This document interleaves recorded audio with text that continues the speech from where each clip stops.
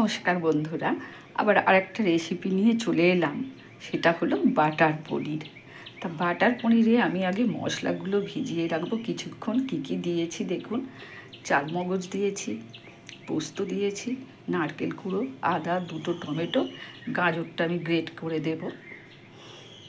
তাহলে কিছুক্ষণ ভিজিয়ে রেখে আমি মিক্সিং জারে পেস্ট করে নিয়ে আসছি। আমি 12টা কাঠবাদাম জলে ভিজিয়ে রেখেছিলাম, সেগুলোও ছোট ছোট করে কেটে আমি মিক্সিং জারে দিয়ে দেব। দেখুন আমি গাজরও গ্রেট করে নিয়ে সব জলে ভিজিয়ে রেখেছি। কাঠবাদামটাও দিয়ে দেব ওতে। মিক্সিং জারে পেস্ট করে এনেছি মশলাগুলো। দেখুন কড়াতে জল বসিয়ে দিয়েছি, জলটা কুসুম কুসুম গরম হয়েছে। লবণ দিয়ে দিলাম, আমি পনিরগুলো দিয়ে দেব। লবণটা গলে যায়।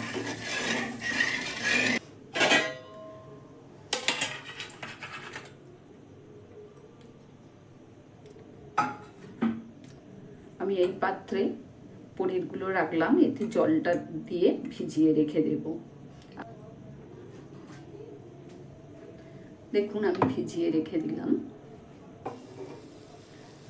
কড়াতে আমি কি কি দেব দেখুন। তেজপাতা দেব, মৌরি দেব, গোটা মৌরি, আর কালো জিরা দেব ফোড়ন।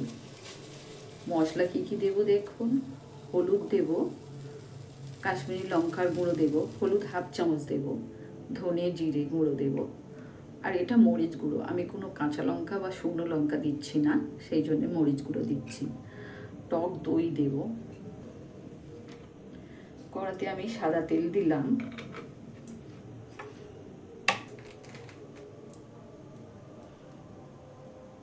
বাটার দিলাম,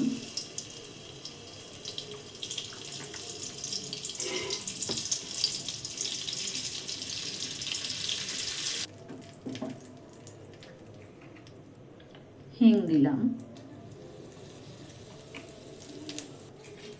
তেজপাতা দিলাম, মৌরি, কালো জিরে দিয়ে দিলাম।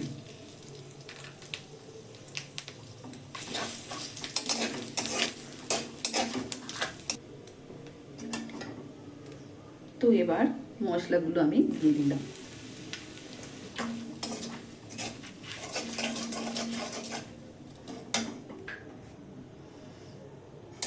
পেস্ট করা মশলাগুলো এবার আমি দিয়ে দেব।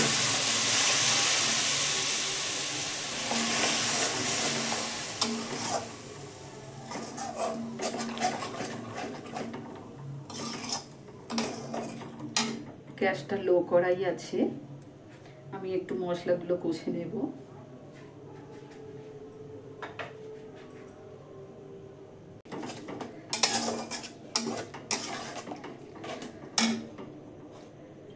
আমি এবার জারটা ধুয়ে জল দিয়ে দিলাম।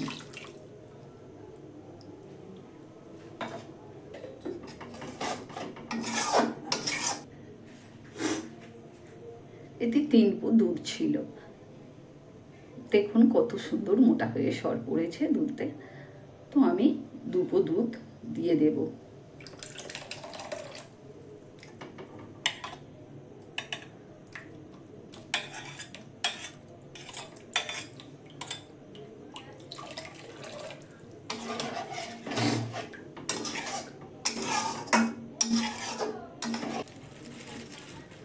দু চামচ আমুল দুধ দেব।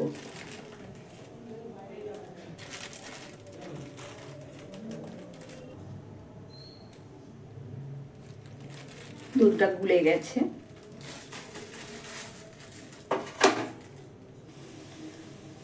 লবণ দিলাম,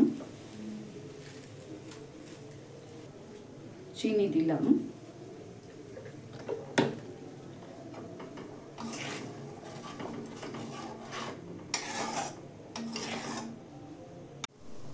এবার পনিরগুলো আমি দিয়ে দেব।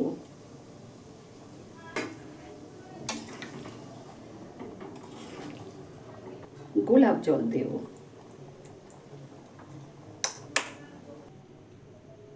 এলাচ, দারুচিনি, লবঙ্গ, সাহা জিরা, জায়ফল, জয়িত্রী টোস্ট করে গুঁড়ো করে রেখেছিলাম, ছড়িয়ে দিলাম।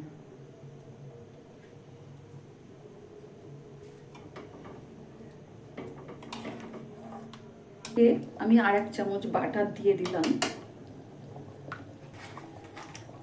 রংটা কত সুন্দর এসেছে দেখুন।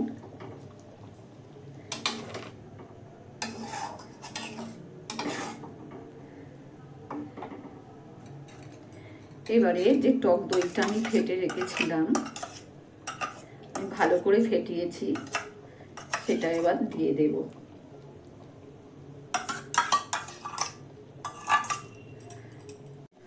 দেখুন বন্ধুরা কত সুন্দর রং হয়েছে দেখুন। আজকের মতো আমার রেসিপি শেষ করলাম। ভালো থাকবেন সকলে। ধন্যবাদ সবাইকে।